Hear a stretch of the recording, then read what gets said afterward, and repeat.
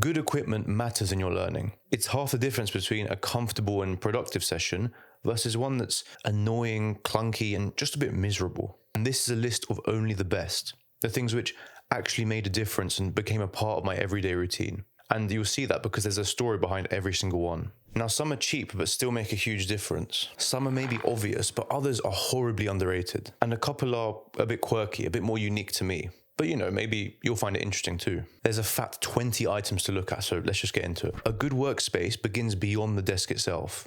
Number 1 on this list is vibey lighting.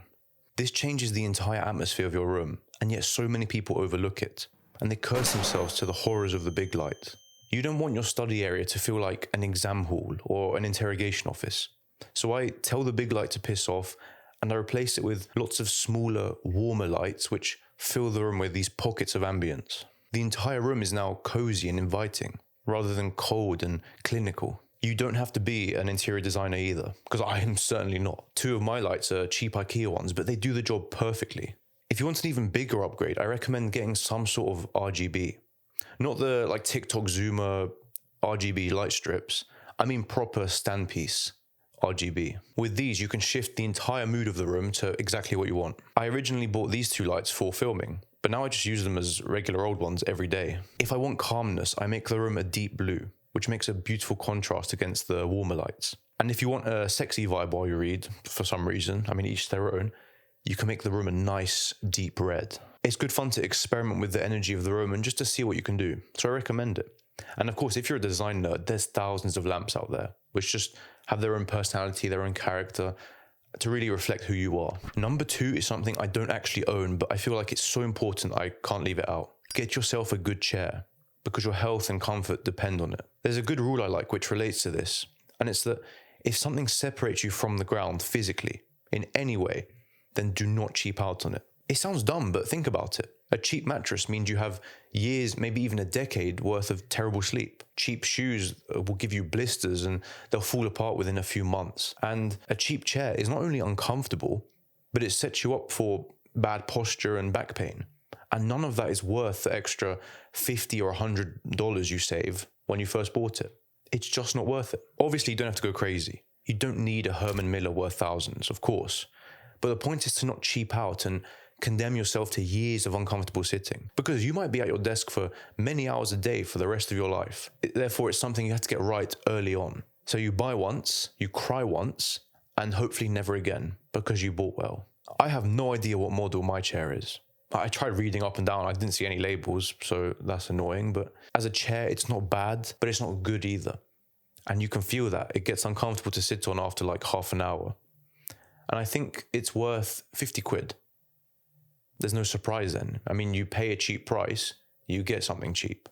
So this is a cautionary tale from me. There are so many good brands to explore out there, and I can't recommend any because I don't own them. But YouTube is full of good choices, so have a look and try and find something that will make your work comfy. But number 3 on this list is why I'm in no real rush to get a good chair. It's the heart of my entire setup, and it sets the scene for everything else. It's my E7 Pro standing desk from Flexispot, who I'm really glad to say is sponsoring this video. I first bought one of their standing desks about a year ago, just on my own, and it's been in the background of my videos ever since. This table is the E7 Pro, and with just one tap you can raise your entire setup to a standing position to carry on working, and vice versa. A while ago, an injury left me with chronic back pain, and working at my coffee table or even just a traditional desk only made my aching worse. That was bad enough that sometimes I had to kneel for a bit of comfort. And to be honest, it just made me hate working. I hated being there. With the E7 Pro, instead of having to stop working because of discomfort, I can just raise the table, stand up, stretch my legs, and carry on working for as long as I want. That's all while maintaining a good posture and looking after my spine's health in the long run, which is a benefit you can't really put a price on. I don't want to become a hunchback by the time I'm 40. You can choose the color and the size of your desktop to really fit your room well, but I love the larger versions because of how much room it gives me to work with. I like to spread out my notes and my books while I work. And even with a busy desk like mine, I never feel cluttered or squeezed in because there is that space. It's very stable too, because even if you have a bunch of heavy stuff on your desk like me, you can still smoothly move everything up and down without issue. It can actually support just shy of 200 kilos, which is insanely more than you ever need, but it's nice to have. That sturdiness also means I can lean my body weight onto it without a single budge or wobble, even if it's quite high up. For the setup nerd in me, I like that there's plenty of accessories you can add to the table for cable management, organization, and comfort. There's also a built-in USB charging port, which is actually really handy for your phone. I've always believed that a solid standing desk is one of the first things you should look for if you really want to elevate your setup. So to check out the E7 Pro for yourself and all the other tables and chairs in their collection, then click the link in the description below. It's available for both the US and Canada and the UK. And when you go to check out, you can leave an order note saying Odysseus and also use the code YTE7P50 for $50 off your order. And that will really help support the channel. And of course, I hope you enjoy using the table and I hope it finds a good place in your home setup. Before you see what's on the desk itself, I want to zoom out for a second to another underrated feature, which I think us guys struggle with especially. Maybe I'm just projecting there, but you'll see. Number 4 is to fill your space with decorations.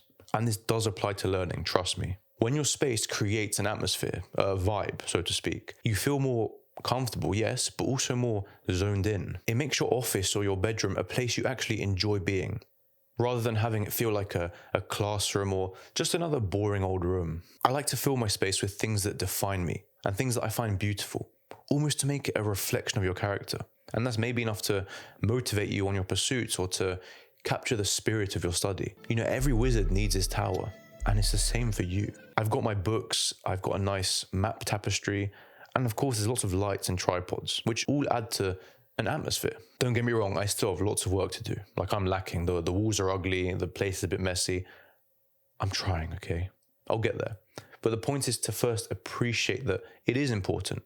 And from there you have all the opportunity in the room and the potential to make your room speak to you.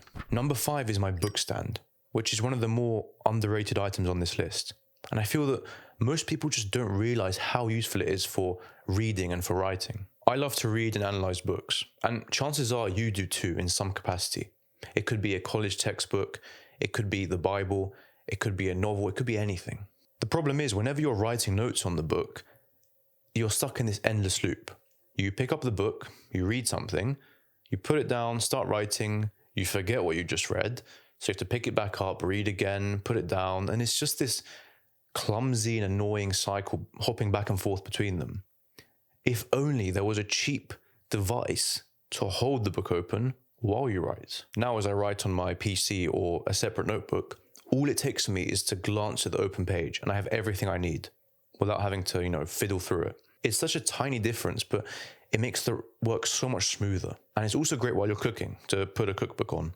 Try to find one with arms that hold the book open. And most of them will come with an adjustable stand behind, so that's also great. If I remember right, this was like 10 to 15 quid. It really is cheap considering how much I use and how useful it is. I'll try and find the exact model below, but if you just look, they're everywhere. Also check out bookstores, they tend to sell these as well. Speaking of notebooks, you need good ones. Or actually, you don't. I mean, if you want to write something, if you want to journal, take notes, you can find the cheapest, flimsiest notebooks out there and they'll get the job done. But I think you deserve something better because aesthetics matter. If you want to enjoy writing more or you want to make your learning feel more meaningful, then I think it makes sense to invest a bit more into the tools that make it feel nicer. It sounds shallow at first, but it's really not, because in a sense, you're ritualizing your learning and making it more beautiful. It's kind of like the difference between a ChatGPT love letter sent through email versus one that's handwritten, it's got a wax seal, and it's sent through post. The end result is kind of the same. It's a love letter, but one just doesn't hit the same as the other. One means more, one is more beautiful, one is more thoughtful. And that's kind of the same vibe I'm going for when I say get good tools. The feel of high quality paper, the nice designs of the cover, the way they line up on your shelf, these things make learning more satisfying, so why the hell not? I run through them pretty fast and I'm currently exploring many different brands so I can, get a feel for what's out there and hopefully review them one day. Right now I'm using the classic Moleskine, which has been absolutely ravaged by my cat. But what can I do against this tyranny? There's no point resisting, it's inevitable. Just let it happen. I also own some from Leuchtturm, from Paperblanks, Dingbats, Muji, and of course there's way more good brands out there to explore. I use them for a bit of everything, writing notes for book reviews, for doing my first drafts, for just scrap notes in general. So find yourself a solid notebook And don't underestimate the power of ritual and aesthetics in your learning. But what's a good notebook without a good pen? It's the other half of the writing ritual, and arguably it's even more important than a notebook for your comfort and for your feel. Sure, you can buy 10 cheap ballpoints for almost nothing, but why? I mean, you're saving just a few dollars, but your writing experience is going to be rougher. That's what I did for years and years until I invested just a little bit more into my pens. Just for example, the flow and the feel of a decent fountain pen is night and day from those crappy ballpoints. And I don't know what I was doing all those years. I missed out. Good pens glide over the pages. They leave beautiful clean lines without much pressure. And they simply elevate the act of writing. Like, it actually makes you want to sit down and do it more often, which is amazing. And it's not like you have to spend that much either. Right now I'm using the Muji gel ballpoint, and it's less than a $5, and yet it's extremely fluid and just fun to use. I have a few more to suggest too. And I'm not a pen guy. I'm not looking to spend that much on them. I don't know much about them. So these are some affordable choices that are kind of like entry level. And they're just a nice upgrade from a Bic or, crappy old dollar store ballpoint. Of course, the LAMY Safari or LAMY, is it LAMY? I don't know. Correct me if I'm wrong. But the LAMY Safari is smooth, it's dependable, it's a classic. And in white, it almost looks like something an astronaut would carry. So I really enjoy using this one. The Parker ballpoint in steel gives you the cruel aura of an investment banker. It's very bold and commanding. I like it. I also have the Parker Frontier fountain pen, and it's butter smooth, and there's not much else to say. It does the job. And finally, the Leuchtturm Drehgriffel is satisfying to click in and out. It feels heavy, it feels high quality, exactly as you expect from the Germans. Now, pen collecting is a whole rabbit hole, and I know my collection is pretty basic, so if you have any suggestions maybe, I'd love to hear it. Unless you want to gatekeep a pen, I mean, that's a bit odd, but sure. But yeah, I'd love to hear it. I treat my notebooks quite roughly, as you might have seen, but I know that might make you cringe. You might want to keep your notes pristine and protected. Fair enough. For that, I would recommend a notebook case or a folio, which keeps all of your loose bits in one place, and it protects your notes from bending, from scratching, and whatever other crap it has to deal with as you travel. I bought this one from Case Elegance, which is called the Bucksaw. With pretty much any of these, you can swap out the notebooks when you fill one up, and there's plenty of slots for accessories and writing tools. This one is bulky and powerful. And to be honest, I got it more for the aesthetic value. It's just lovely to write from. And it acts as a decoration piece in itself because of the nice brown leather. This one is a more practical version. It's the field journal from Lochby, and they were kind enough to gift it to me, so I'm grateful for that. There's, of course, no strings attached. There's nothing I need to say for this video, but for the sake of transparency, I want to mention that. It's made from waxed canvas, so it's already much lighter and sleeker than the other one, enough that you can actually bring it around with you easily. The design gives me researcher vibes. I studied ecology, and I can imagine bringing this to the lab, to my lectures, or, for fieldwork if I have to take notes and mark data down or something like that. Lochby also sells these nice kind of vintage style notebooks as refills, which are thin enough to keep the journal nice and slim. And of course, there's plenty of pockets to store stuff, there's a pen loop, and there's 2 bookmark ribbons to help you keep track of where you are. One clever feature I like was the elastic binder in the middle, which means that the notebook is nice and secure without having to tuck in both covers, which can be annoying sometimes. Number 9 is this desk mat from LONDO. It's made of leather, which adds some class and elegance to your setup, more so than a plain black foam version. I like this color because it adds a center of contrast to the desk, and it also pairs nicely with the shelf, which you'll see soon. It's not just aesthetics though. It doubles as a mouse pad, and it makes sure your keyboard is nice and grippy to the table. Mine smells good too, so what more could I ask for? In the last video I made on this topic, the top suggestion you gave me was to get a mechanical keyboard. Because for ages I was using this sad old one I found in a cupboard. Well, I bought one, and you are bloody right. So I appreciate it, thank you. It's hard to explain, but the mechanical keys just make the typing feel more responsive. And that's coming from a terrible typer. Like, I'm really slow. But I feel like I can be much faster and more accurate with this. Plus, the clicks are music to the ears. And I know I'm like decades late to this. This is not new at all. But I feel like I have to mention it because, you might be in that same position I was, and you don't appreciate how much it can add to your setup. And trust me, it really does. But you have to pair your keyboard with a solid mouse. And I know I'm behind on the hype as usual, but I got the Logitech MX Master.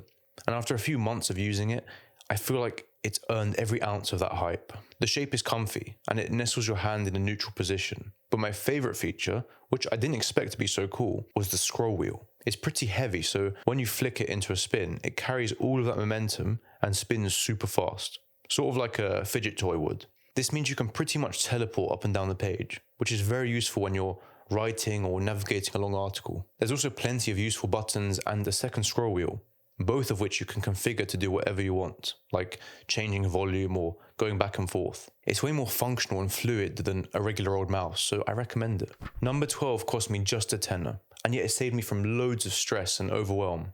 Before I owned this desk organizer, all my crap was spread across the table, willy-nilly. I was always looking for stuff, and I had no space to work, to think, or even just exist. It's like when your room is messy, and you can't sit down and focus until you've done a full reset and sorted everything out. This desk organizer gives everything a place. So whenever I'm done using a pen or scissors or something, I don't just put it down, I put it away, in its proper place, exactly where I found it. It gives peace and tidiness to your space, and generally they're very cheap too. This one is made by Litem, but you can look online and find hundreds that might suit your style better, that have different sections for organizing. So many out there to choose from, so have an explore. Number 13 is this humble little pen tray. Now it seems pointless at first, especially when you consider the desk organizer, but trust me, it's not. It has a good use. I like to keep my main pen here, the one I use the most often, just to separate it from the other plebeian writing tools, and so I can grab it easily without having to dig around. On days I can trust him, I also let the brass lobster do this job. I mean, he's pretty quiet, but he's chill like that. Number 14 is a bit random, and it's more of a decoration piece than anything. It's this calculator from Muji. We're seeing a trend where people abandon digital things for the analog versions. So things like Polaroids, vinyl, iPods, that sort of thing. And they really like that, because technology is great and all, but it's also burned us out, and we're kind of sick of it sometimes. So it's nice to go beyond the screen and use something real, something with real buttons, dials, something we can feel and experience in itself. This calculator is just one example of that. I have my phone, I have my laptop, I don't need a calculator, but it's nice to own anyway. Aside from being useful, it also looks nice on my desk. It has that overworked accountant sort of vibe to it, which in turn motivates me to work long hours and neglect my sleep. There's another example of an analog replacement in this video, so stay tuned. It's time we move to the workhorses of the actual setup, the hardware, the meat. Number 15 is a second monitor. For years and years, I relied purely on my laptop screen, and even though it's relatively large, I was still suffocated, and I didn't even know it. As soon as I added a second monitor, that constriction was lifted. I could actually spread out my notes and my readings and see them all at once instead of cramming them onto one tiny page or having to endlessly flick through tabs. With this extra screen space, you can do your work on the main monitor, you can keep your research next to it, your music playlist, your Zoom calls, whatever you want. It just makes sense, and I wish I got one sooner. If you can get a second monitor, that's brilliant. But there's two mistakes I see people make when they set them up, and to be honest, it kind of triggers me. And I want to say it's personal preference, but this time, I don't know about that. It's just kind of bad. First, unless you want to constantly be looking to your left or your right, have the main monitor directly in front and the second one tilted beside it. This means your head is in a nice neutral position for most of the time, and the gap between both monitors is not awkwardly sitting in the middle. Second, try to make sure there's no physical gap in between both monitors. I mean, I don't have to explain this, it's just ugly, and it's not as fluid as it could be. I keep it simple and use my laptop as the second monitor. But if you want two proper ones, and you want to save some money, then I recommend for the main one, the one you're doing your work on, to invest, to get something nice, high quality, a bit more expensive maybe. But then for the second one, you don't need to have the specs as high. You know, you're going to be putting Discord on there, Spotify, something you're reading. It's not as important. So you can go for a cheaper one there, save some money there, and preserve the rest of the money for your main one. My monitor sits on the desk shelf, which adds height and variation to the setup, almost in a way that envelops you, and it makes you feel very cozy and focused. It just makes the desk look complete, far better than if everything was flat on the table. Aside from looks, it's practical too, because it offers a platform for lamps and books and whatever else, all in arm's reach. And it also lifts the monitor to a comfortable height to keep it eye level. Most desk shelves have storage underneath, and I use mine for, loose bits of paper or to tuck away the USB hub and audio interface. Now, you're probably eyeing number 17 for a good while now. It's this fragrance diffuser from Muji. And I got it just a few days ago, but it's been brilliant. I love it. You fill it with water, drop the oil of your choice inside, and then let it pump out this silky smooth cloud of aroma, which flows over your table. You already know I enjoy ritual and ambience as I work. And I mean, this is where it peaks, come on. The mist is almost hypnotizing, and it dances with the light so nicely that I'd buy it just for that. I like how you can add the smell and almost choose your mood. You know, you can add a lemon oil to wake you up. You can add eucalyptus to, clear up your nose if it's stuffy. And if you want to calm things down, use lavender. And it's really fun and immersive way to change how you feel and to capture some sort of mood. We already use sight, sound, and touch to create an atmosphere, but most of us forget smell, which has a really strong impact on our state of mind. And some people see it and they think, oh, it's stupid, it's dumb. But we've been burning oil and lighting incense for thousands of years. Nothing really changed. It's how we are. Speaking of sound and sight, this specific diffuser has a really nice white noise to it. It's like a soft, bubbly motor, which is very calming. And of course, it doubles as a lamp, so I really like it. Remember how I said we're shifting away from the digital thing to the analog version of it? Well, this is the second of that on this list, and it's an alarm clock, a real physical alarm clock. And there's a good reason for it, trust me. When I use my phone alarm to wake up, I'm immediately tempted to just grab it, linger in bed, scroll through BS, and waste time. Now, I won't exaggerate like the self-help YouTubers and say that it's the end of the world, because it's not. You'll be fine. But it isn't the best way to start the day. It's true. It makes me feel groggy and actually stressed. And it makes sense because I feel like we're not used to having all of this information dumped on us so early in the morning and so suddenly. A real alarm clock replaces your phone and it wakes you up without the temptation to scroll. If you use this alarm clock and keep your phone far away, then you're pushed to actually get out of bed, shut it up, and then get on with your day. Go make a coffee or something, go do your thing. This one keeps it simple, but if you're interested, try to find one that's a bit nicer looking, so it can serve as, a design piece in your house. That's cool. Number 19 is my laptop, and it's a 16-inch Dell XPS.